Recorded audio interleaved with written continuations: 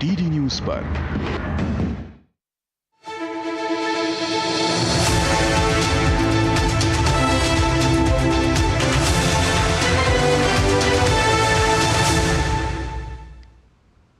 नमस्कार, आप देख रहे हैं न्यूज़ एट 10। मैं हूं आपके साथ भावना नैयर। देश और दुनिया की बड़ी और अहम खबरों को लेकर हम हाजिर हैं। शुरुआत करते हैं बुलेटिन की टॉप हेडलाइंस के साथ। प्रधानमंत्री नरेंद्र मोदी आज युग्म कॉन्क्लेव में होंगे शामिल। सम्मेलन में होंगे सरकार, शिक्षा जगत, उद्योग और नवाचार से जुड़े लोग। जनसमूह को संबोधित करेंगे प्रधानमंत्री।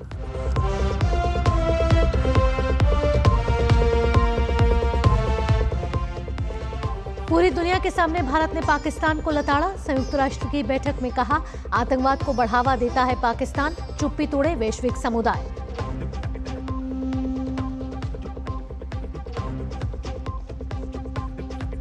पाकिस्तान ने एक बार फिर किया संघर्ष विराम का उल्लंघन। कुपवाड़ा, बारामूला और अखनूर सेक्टर में एलओसी के पास की गोलीबारी, भारतीय सेना ने दिया मुंहतोड़ जवाब।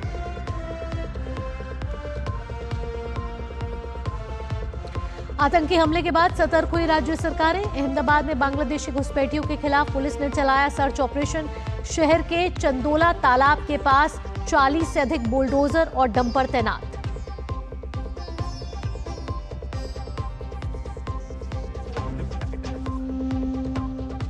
और कनाडा में आम चुनाव के लिए मतों की गिनती शुरू। शुरुआती रुझानों में पियरे पोलिएवर से आगे चल रहे हैं लिबरल उम्मीदवार मार्क कार्नी। प्रधानमंत्री नरेंद्र मोदी अब से कुछ देर बाद 11 बजे दिल्ली के भारत मंडपम में युग्म सम्मेलन में भाग लेंगे और इसे संबोधित भी करेंगे। युग्म अपनी तरह का पहला महत्वपूर्ण नीतिगत सम्मेलन है जिसमें सरकार, शैक्षणिक क्षेत्र, उद्योग जगत और नवाचार पारिस्थितिकी तंत्र से संबंधित दिग्गज शामिल होंगे। वाधवानी फाउंडेशन और सरकार के प्रतिष्ठानों के संयुक्त निवेश से लगभग 1400 करोड़ रुपए की सहयोगी परियोजना द्वारा संचालित ये आयोजन भारत की नवाचार यात्रा में उल्लेखनीय भूमिका निभाएगा। प्रधानमंत्री के आत्मनिर्भर और नव प्रवर्तन आधारित भारत के भविष्य दृष्टि के अनुरूप सम्मेलन में नवाचार आधारित कई प्रमुख परियोजना पहल आरंभ की जाएंगी। इनमें आईआईटी कानपुर में एआई और इंटेलिजेंट सिस्टम और आईआईटी बॉम्बे में जैव विज्ञान, जैव प्रौद्योगिकी, स्वास्थ्य और चिकित्सा क्षेत्र में सुपर हब स्थापित करना शामिल है। अनुसंधान व्यवसायीकरण को बढ़ावा देने के लिए शीर्ष शोध संस्थानों में वाधवानी इनोवेशन नेटवर्क केंद्र और अनुसंधान और नवाचार को बढ़ावा देने के लिए अनुसंधान राष्ट्रीय अनुसंधान फाउंडेशन के साथ साझेदारी भी शामिल है। सम्मेलन में अधिकारियों, उद्योग जगत के शीर्ष दिग्गजों और शैक्षणिक क्षेत्र के प्रणेताओं की भागीदारी में उच्च स्तरीय गोलमेज बैठकें और परिचर्चाएं, अनुसंधान के उपयोग में लाने की त्वरित सक्षमता पर कार्यशीलता उन्मुख संवाद सत्र आयोजित किए जाएंगे।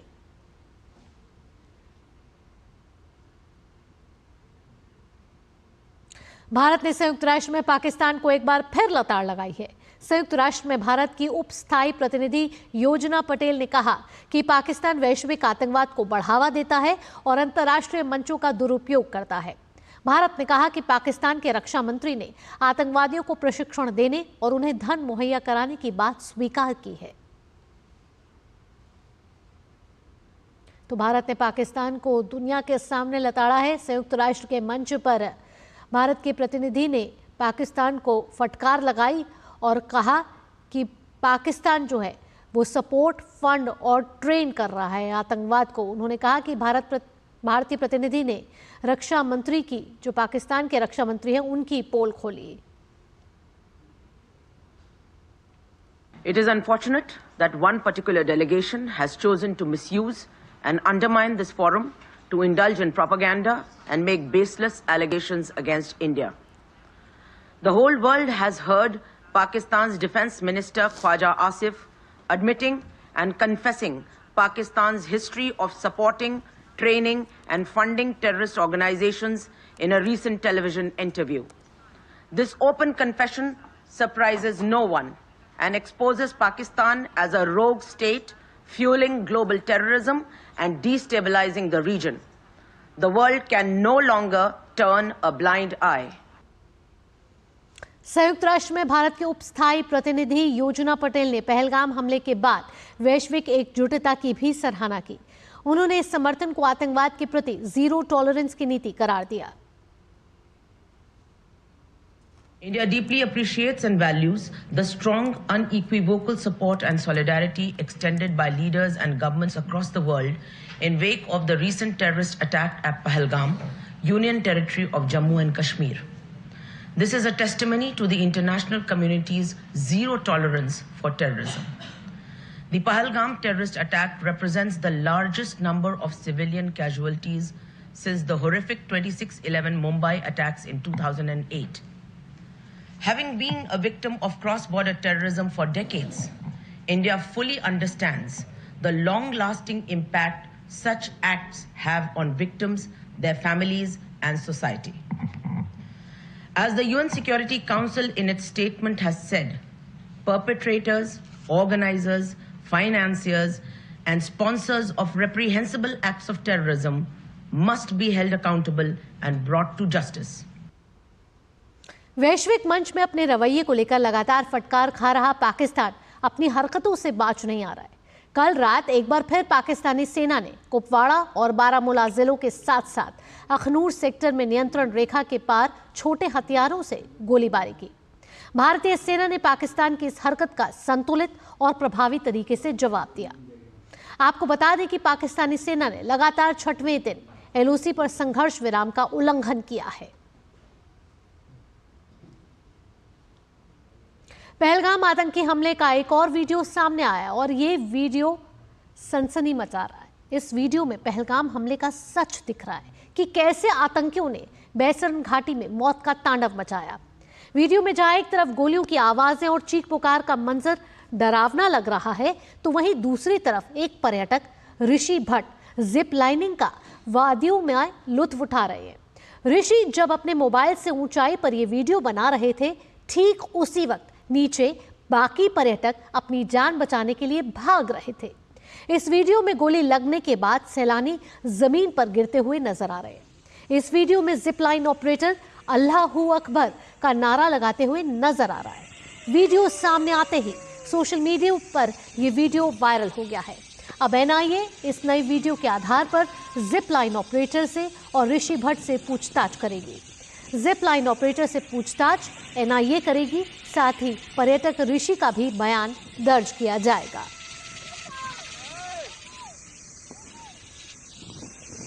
अल्लाहु अकबर, अल्लाहु अकबर, अल्लाहु अकबर। पैर लंबा करो।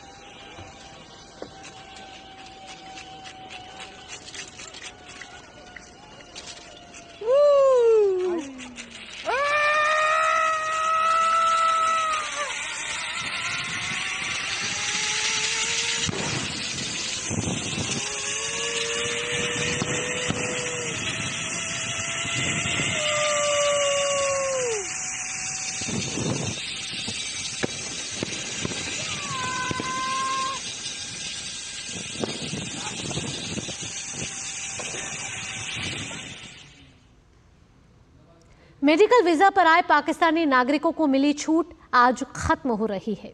पहलगाम हमले के बाद पाकिस्तानी नागरिकों के देश छोड़ने का आज आखिरी दिन है।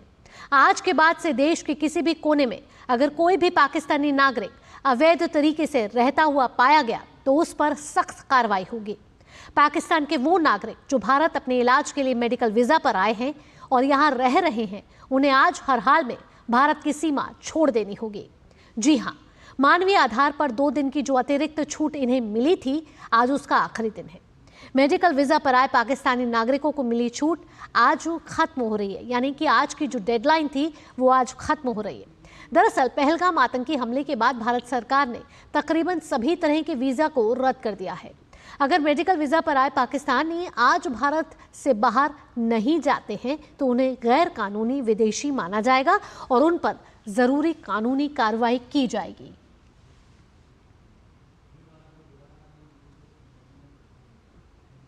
और ग्राउंड जीरो से इस समय हमारे संवाददाता अटारी बॉर्डर पर गुरमीत मौजूद है। गुरमीत का रुख करेंगे। गुरमीत, आपसे जानना चाहेंगे कि 10 बजे इमिग्रेशन ऑफिस खुलना था और आज की जो डेडलाइन है मेडिकल वीजा की, जो पाकिस्तानी नागरिक रह गए थे जिन्हें 2 दिन की अतिरिक्त डेडलाइन दी गई थी, इमिग्रेशन ऑफिस खुलने के बाद किस तरीके की तस्वीरें अब सामने आ रही है?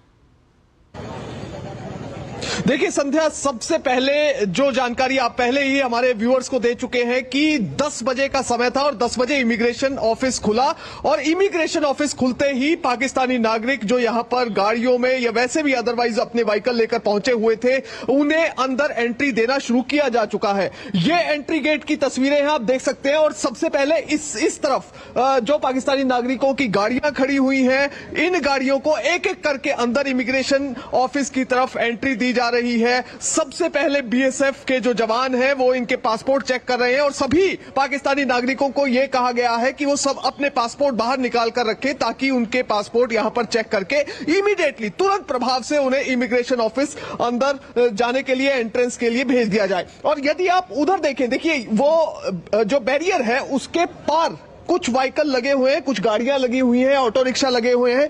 ये सभी उन पाकिस्तानी नागरिकों की गाड़ियां हैं जिन्हें ऑलरेडी अंदर एंट्री दी जा चुकी है 10 बजने के बाद। और आप देख सकते हैं कि कुछ पाकिस्तानी नागरिक अंदर जा चुके हैं, कुछ पाकिस्तानी नागरिक इमिग्रेशन ऑफिस के बाहर इंतजार कर रहे हैं और कुछ पाकिस्तानी नागरिक यहां पर अभी भी बैरियर के बाहर इमिग्रेशन के लिए इंतजार कर रहे हैं। और एक चीज हम यहां पर जो विटनेस कर रहे हैं पिछले 5 दिनों की तुलना में कि पाकिस्तानी नागरिक जो यहां पर पहुंचे हैं उनकी संख्या काफी अधिक है। जिस तरह से पहले उम्मीद जताई जा रही थी कि आखिरी दिन, जिस दिन मेडिकल वीजा धारकों को वापस पाकिस्तान जाना है, उस दिन पाकिस्तानी नागरिकों की अटारी बॉर्डर पर इमिग्रेशन के लिए संख्या बढ़ सकती है, तो उम्मीद के मुताबिक यहां पर पाकिस्तानी नागरिक बड़ी संख्या में पहुंच रहे हैं और अपना इमिग्रेशन क्लियर करवाने की इस समय प्रोसेस शुरू हो चुकी है। गुरमीत, आंकड़ों के लिहाज से बताइए, अब तक पाकिस्तान से कितने भारतीय यहाँ भारत लौट चुके हैं और अगर भारत से बात की जाए पाकिस्तानी, तो कितने पाकिस्तान अभी तक वहां जा चुके हैं?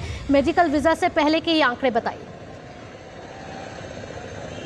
देखिए मेडिकल वीजा से पहले यानी कि जो कल शाम तक के आंकड़े जो जारी किए गए हैं, वो उन आंकड़ों के मुताबिक अभी तक जो भारतीय हैं जो पाकिस्तान में रह रहे थे, उनमें से 1120 भारतीय जो हैं वो कल शाम तक तकरीबन वो वापस भारत पहुंच चुके हैं। वहीं दूसरी तरफ जो पाकिस्तानी भारत में रह रहे थे उनकी संख्या है 677, करीब 677 पाकिस्तानी नागरिक वो वापस अपने मुल्क पाकिस्तान जा चुके हैं। अगर कल के आंकड़े की बात करें तो तकरीबन 270 के करीब जो है भारतीय नागरिकों पाकिस्तान जो भारतीय नागरिक हैं वो पाकिस्तान से वापस भारत आए और 140 के करीब पाकिस्तानी नागरिक जो भारत में रह रहे थे वो वापस अपने मुल्क गए। मगर इसके साथ ही जो पहला दिन है 24 अप्रैल का दिन है, उस दिन पाकिस्तान के जो नागरिक है उनका टर्नआउट कम था, 28 था। उसके बाद उम्मीद ये जताई जा रही थी कि जैसे जैसे डेडलाइन नजदीक आएगी उसके साथ ही पाकिस्तानी नागरिकों की अटारी बॉर्डर पर पहुंचने की जो गिनती है वो बढ़ेगी, संख्या बढ़ेगी और उसके मुताबिक आज ये तस्वीर यहां पर देखने को मिल भी रही है। तो और इसके साथ ही आज वो आखिरी दिन है जब पाकिस्तानियों को हमारा मुल्क छोड़ना होगा। अगर इस डेडलाइन को वो पाकिस्तानी नहीं मानते हैं तो भारत का अगला कदम क्या होगा? देखिए, यदि इस डेडलाइन को फॉलो नहीं किया जाता तो उसके लिए सख्त प्रावधान है, सख्त कानून बना हुआ है, उसके तहत जो है वो कार्रवाई की जाएगी। इसके लिए पहले ही कहा जा चुका है और जो पाकिस्तानी नागरिक हैं जो अलग अलग राज्यों में रह रहे थे उनको लोकल पुलिस द्वारा, प्रशासन द्वारा पहले ही आगाह किया जा चुका है। फॉरेनर एक्ट बना हुआ है, उसके तहत 3 साल तक की सजा हो सकती है और जो भी पाकिस्तानी नागरिक भारत में ओवरस्टे करता है वीजा एक्सपायर होने के बाद। मगर इसके साथ ही कई ऐसे पाकिस्तानी नागरिक हैं जिनके साथ आज हमारी बातचीत हुई है, जो यहां पर कुछ एक परिवार लॉन्ग टर्म वीजा एक्सपायर होने के बाद भी यहां पर रह रहा था और इसके साथ कुछ ऐसे परिवार हैं जो अभी भी पाकिस्तान में रह रहे थे। उनके पास लोकल जो पुलिस प्रशासन है वो वहां पर पहुंचा, उनसे संपर्क किया और उन्हें तुरंत प्रभाव से राज्य छोड़कर अटारी बॉर्डर पर पहुंचने के लिए कहा गया। उन्हें निर्देश दिए गए कि तुरंत प्रभाव से अटारी बॉर्डर पर इमिग्रेशन क्लियर करवा के इनको पाकिस्तान भेजा जाए, नहीं तो तुरंत प्रभाव से आपके खिलाफ कार्रवाई की जाएगी। तो ऐसा एक राज्य में नहीं हुआ बल्कि सभी राज्यों में पुलिस ने, प्रशासन ने बड़े सख्त रवैया अख्तियार करते हुए जी गुरमीत, आपसे पूछना चाहूंगी कि मेडिकल वीजा से पहले जो पाकिस्तानी जिन्होंने भारत छोड़ा है उसमें कई पाकिस्तानी ऐसे थे जिनका आंसू झलक रहे थे, जो रिश्ते बिछड़ रहे थे। पहलगाम आतंकी के हमलों के बाद कई परिवार भी अलग हो गए। ऐसे में आज भी कई जो पाकिस्तानी हैं वो मेडिकल वीजा के लिए, यानी कि अपना स्वास्थ्य ठीक करने के लिए, अपना इलाज कराने के लिए भारत आए थे, लेकिन उनको भारत छोड़ना पड़ रहा है। यानी कि कोई बीमारी में होगा, किसी के कोई दर्द झलक रहा होगा। ऐसे में जब आप अटारी बॉर्डर पे वहां खड़े हैं तो किस तरीके की भावनाएं वहां झलक रही हैं अभी? देखिए, भावनाएं तो बिल्कुल इसमें कोई संशय नहीं है, भावनाएं चरम पर हैं। जो लोग यहां पर अपने रिश्तेदारों से मिलने आए थे शॉर्ट टर्म वीजा पर, या फिर कोई बीमारी के चलते वो मेडिकल वीजा पर भारत में आए थे, तो वो अपना कोई काम करवाने ही आए थे, या 40-45 दिन का एक टर्म लेकर आए थे कि हमें इतने समय यहां पर रहना है। तो भावनाएं तो पाकिस्तानियों के मन में है जरूर वापस जाने के लिए, मगर उसके साथ ही वो लोग ये भी कह रहे हैं कि जो भी जम्मू कश्मीर के पहलगाम में हुआ वो सही नहीं हुआ। जो निर्दोष लोगों की हत्या की गई है उसे बिल्कुल भी सही नहीं कहा जा सकता, और उस दुर्दांत हमले की लगातार निंदा करते भी नजर आ रहे हैं। यहाँ पर जो भी लोग हत्या की पाकिस्तान की तरफ से भी निंदा की जा रही है, और सभी एक सुर में कह रहे हैं कि जिन निर्दोष लोगों की हत्या हुई उनको न्याय मिलना चाहिए। गुरमीत, फिलहाल तमाम जानकारियों के साथ आपका बहुत बहुत धन्यवाद। न्यूज़ 10 में आगे बढ़ते हैं। उत्तर प्रदेश के मुख्यमंत्री योगी आदित्यनाथ के निर्देश पर नेपाल सीमा से सटे जिलों में अवैध कब्जों पर लगातार कार्रवाई की जा रही है। प्रशासन ने श्रावस्ती में 127 जगह से अतिक्रमण हटाया है, जिसमें 32 अवैध मदरसों को सील किया गया है। वहीं बलरामपुर में 21 अवैध मदरसों को चिन्हित किया गया है, जिसमें 12 को बंद कराया गया है। प्रशासन ने सिद्धार्थनगर, लखीमपुर खीरी और महाराजगंज में भी कार्रवाई की है। सिद्धार्थनगर में 12 अवैध कब्जेदारों को नोटिस दिया गया है। योगी सरकार ने स्पष्ट किया है कि नेपाल सीमा के 15 किलोमीटर दायरे में किसी भी प्रकार के अवैध कब्जे, धार्मिक या शैक्षणिक संस्थान के अवैध संचालन को बर्दाश्त नहीं किया जाएगा। प्रशासन को निर्देश दिए गए हैं कि चिन्हित अतिक्रमणों को शीघ्रता से हटाया जाए और नियमित मॉनिटरिंग की जाए। जम्मू कश्मीर में हुए आतंकी हमले के बाद देश की सुरक्षा एजेंसियां सतर्कता बरत रही हैं। गुजरात के अहमदाबाद में अवैध घुसपैठियों के खिलाफ बड़ी कार्रवाई चल रही है। राज्य में फिर एक बार पुलिस ने अहमदाबाद के चंदौला तालाब के पास सर्च ऑपरेशन अभियान चलाया और 800 से ज्यादा लोगों को हिरासत में लिया है। अहमदाबाद के चंदौला तालाब के पास सबसे ज्यादा बांग्लादेशी घुसपैठिए रहते हैं। अब यहां अवैध रूप से बनाए गए प्रॉपर्टी का डिमोलिशन किया जा रहा है। गुजरात पुलिस के साथ साथ crime branch, cyber crime, SRP और एसओजी की टीमें भी यहां तैनात की गई हैं। कुल 2000 से ज्यादा जवानों को तैनात किया गया है। चंदौला तालाब के पास करीब 40 से 50 बुलडोजर और 40 से ज्यादा डंपर तैनात किए गए हैं। आसपास चंदौला तालाब है और इस पे पहले भी कामगिरी 2009 में की गई थी। फिर से इन लोगों ने गैर कायदेसर मिलकत स्थापित की है। अभी एएमसी ने जो सर्वे किया उसमें पाया है कि इन्होंने जो तालाब की ज़मीन है, जो सरकारी ज़मीन है, उस पर मिट्टी डाल के झोपड़े बनाए हैं और एक उन्हीं के द्वारा ये आज डिमोलिशन की कामगिरी की जा रही है। पुलिस, ताकि जान हानि ना हो और कोई लॉ एंड ऑर्डर स्थिति ना उत्पन्न हो, उसको ध्यान में लेके पुलिस बंदोबस्त रखा गया। वहीं गुजरात के वलसाड में भी पुलिस ने 7 अवैध बांग्लादेशी अप्रवासियों को हिरासत में लिया। वलसाड के एसपी ने कहा कि वे बांग्लादेश से नेपाल गए और फिर पश्चिम बंगाल के रास्ते अवैध रूप से भारत में घुस आए। उमरगाम के जो एरिया है गांधीवाड़ी, उसके आसपास में एक गारमेंट की फैक्ट्री में काम करने वाले मजदूरों के ऊपर सबके बिना पे उनको पूछताछ की गई थी और ऐसे 7 लोग, जिसमें 6 पुरुष और 1 महिला शामिल है, ऐसे 7 लोगों को डिटेन किया गया है और इन 7 लोगों के कंफर्मेशन किया गया है कि सातों के सातों बांग्लादेशी है। 7 बांग्लादेशियों को पकड़ा गया है। इनके खिलाफ आगे जो कार्रवाई की जाने वाली उसमें उनका ज्वाइंट इंट्रोगेशन किया जाएगा सेंट्रल आईबी और स्टेट आईबी के साथ में, और उस ज्वाइंट इंट्रोगेशन के बाद इन सभी बांग्लादेशी नागरिकों को यहां से डिपोर्ट करने की कार्रवाई हाथ धरी जाएगी। अहमदाबाद से इस समय हमारे संवाददाता भार्गव त्रिवेदी हमारे साथ जुड़ गए हैं। भार्गव का रुख करेंगे। भार्गव, आपसे जानना चाहेंगे, जो भी अवैध घुसपैठी जिन पर इस समय हिरासत में लिए गए हैं, आगे का प्लान क्या है? कितने लोगों को डिपोर्ट करने की तैयारी की जा रही है?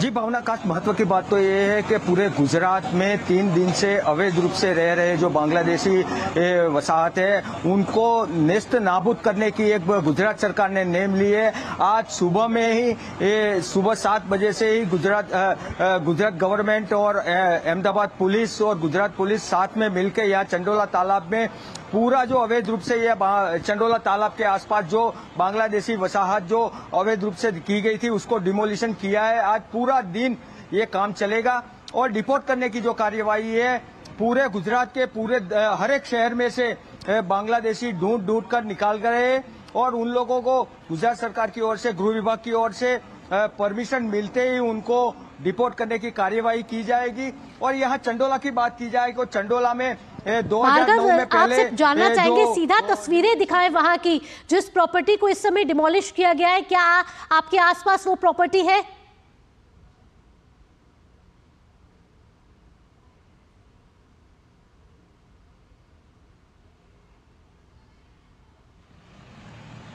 तो भार्गव हमारे संवाददाता गुजरात से इस समय हमारे साथ जुड़े हुए हैं जो चंदोला की ये ताजा तस्वीरें दिखा रहे हैं कि जिस तरीके से गुजरात पुलिस ने अवैध घुसपैठियों पर इस समय एक्शन लिया है। जी भार्गव,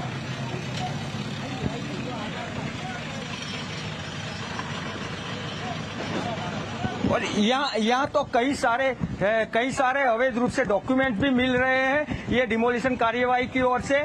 तो यहाँ जो गुजरात सरकार और अहमदाबाद पुलिस की जो कामगिरी है वो बहुत प्रशंसनीय की जा रही है। और कहीं न कहीं अवैध रूप से कई बांग्लादेशी यहाँ फार्म हाउस बना के भी रह रहे हैं, उसको 15,000 से 20,000 रेंट पे ये अवैध रूप से बांग्लादेशियों को वो फर्जी वोटर कार्ड और फर्जी आधार कार्ड बना के यहाँ पे किराए पे दिया है। ठीक भार्गव, तमाम जानकारियों के साथ आपका धन्यवाद। आगे भी आपसे अपडेट लेते रहेंगे। फिलहाल सभी जानकारियों के साथ आपका बहुत बहुत धन्यवाद। यहाँ रुक रहे न्यूज़ 10 में एक छोटे से ब्रेक के लिए। ब्रेक के बाद भी खबरों के सिलसिले को जारी रखेंगे।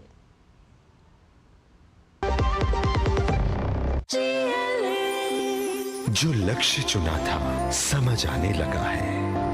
GLA यूनिवर्सिटी, उच्च लक्ष्य की निश्चित प्राप्ति। मेरी पसंद, मेरी पसंद, मेरी पसंद, मेरी पसंद, हमारी पसंद, हम सबकी पसंद। मजबूत देश का मजबूत सरिया होंगे स्टील। ब्रेक के बाद आपका स्वागत है। आज भगवान परशुराम की जयंती है। इस अवसर पर प्रधानमंत्री नरेंद्र मोदी ने देशवासियों को शुभकामनाएं देते हुए एक्स पर लिखा है, सभी देशवासियों को भगवान परशुराम जयंती की बहुत बहुत शुभकामनाएं। शस्त्र और शास्त्रों के दिव्य ज्ञान के लिए पूजनीय भगवान परशुराम की कृपा से हर किसी का जीवन साहस और सामर्थ्य से परिपूर्ण रहे, यही कामना है।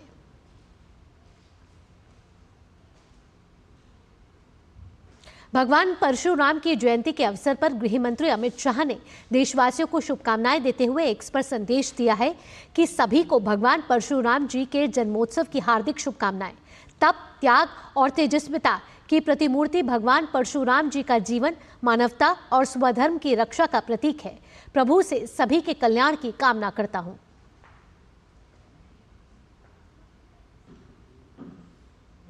आगे बढ़ते हैं। भारत की मिड डे मील योजना से प्रेरणा लेते हुए इंडोनेशिया ने लाखों स्कूली बच्चों को प्रतिदिन निःशुल्क पौष्टिक भोजन खिलाने के लिए एक कार्यक्रम की शुरुआत की है। बच्चों के स्वास्थ्य में सुधार और स्कूल में उपस्थिति बढ़ाने के अलावा ये कार्यक्रम उनके माता पिता के सर से बच्चों के संपूर्ण स्वास्थ्य की चिंता को भी कम कर रहा है। कम आय वाले परिवारों के बच्चों के लिए ये अवसर उनके दिन का सबसे पूर्ण भोजन होता है। जकार्ता से देखिए हमारे संवाददाता चांदनी वासंदानी की ये खास रिपोर्ट। सुबह के 11 बजे के आसपास का समय है और ये छात्र जकार्ता के एक मिडिल स्कूल में हैं। ये इन छात्रों के लिए अपनी लंच लेने का समय है, जो सरकार की ओर से शुरू किए गए मुफ्त पोषण भोजन योजना का हिस्सा है। जनवरी की शुरुआत में शुरू होने के 4 महीने बाद ये योजना करीब 30 लाख स्कूली बच्चों तक पहुंच चुकी है। इंडोनेशिया की राष्ट्रीय पोषण एजेंसी इस योजना की देखरेख कर रही है। ये करीब 4 अरब 30 करोड़ डॉलर का कार्यक्रम है, जिसका उद्देश्य बच्चों के पोषण में सुधार करना और शैक्षिक परिणामों को बढ़ावा देना है। बच्चे बहुत आभारी और कृतज्ञ महसूस करते हैं क्योंकि उन्हें हर दिन मुफ्त स्वस्थ भोजन मिल रहा है। वे आमतौर पर भोजन के लिए जो पैसा खर्च करते हैं उसे बचाया जा सकता है या किसी और चीज के लिए इस्तेमाल किया जा सकता है। बच्चे इस कार्यक्रम के लाभों को महसूस करते हैं और उनके माता पिता भी खुश हैं। विशेषज्ञ सरकार की इस पहल को सकारात्मक बता रहे हैं। विशेषज्ञों का मानना है कि इसके स्थायित्व को सुनिश्चित करने के लिए इसे दीर्घकालिक राजनीतिक प्रतिबद्धता के साथ जोड़ना जरूरी है। अन्य लोगों का कहना है कि अगर कार्यक्रम में इंडोनेशिया के सबसे गरीब और सबसे कमजोर क्षेत्रों को प्राथमिकता दी जाती, जहां खाद्य सुरक्षा सबसे जरूरी है, तो इसका प्रभाव अधिक हो सकता है। अतः यदि हम छोटे स्तर पर तथा अधिक लक्ष्य बनाकर शुरुआत करें, उदाहरण के लिए पापुआ या अन्य कमजोर समुदायों में बच्चों और गर्भवती माताओं पर, तो मुझे लगता है कि अभी जैसे बड़े पैमाने पर करने की तुलना में इसके अधिक प्रभावशाली परिणाम हो सकते हैं। इस साल की शुरुआत में इंडोनेशिया के राष्ट्रपति प्रबोवो ने भारत के प्रधानमंत्री नरेंद्र मोदी से कहा था कि वे भारत की सफल मिड डे मील योजना का अध्ययन करने के लिए एक टीम भेजेंगे ताकि इंडोनेशिया की पोषण भोजन योजना को सफल बनाया जा सके। व्यापक स्तर पर यह कार्यक्रम 5 वर्ष से कम आयु के बच्चों, स्तनपान कराने वाली माताओं और गर्भवती महिलाओं को भी लक्षित करता है। इंडोनेशियाई सरकार ने इस साल के अंत तक 82 लाख बच्चों को इस कार्यक्रम से जोड़ने का लक्ष्य निर्धारित किया है। डीडी न्यूज के लिए जकार्ता से चांदनी वासंदानी की रिपोर्ट। इसी के साथ न्यूज 10 में फिलहाल इतना ही। अगला कार्यक्रम आप देखेंगे खबरों का सरपंच न्यूज पंच, मेरी सहयोगी कृतिका भारद्वाज के साथ। फिलहाल के लिए मुझे दीजिए अनुमति। नमस्कार।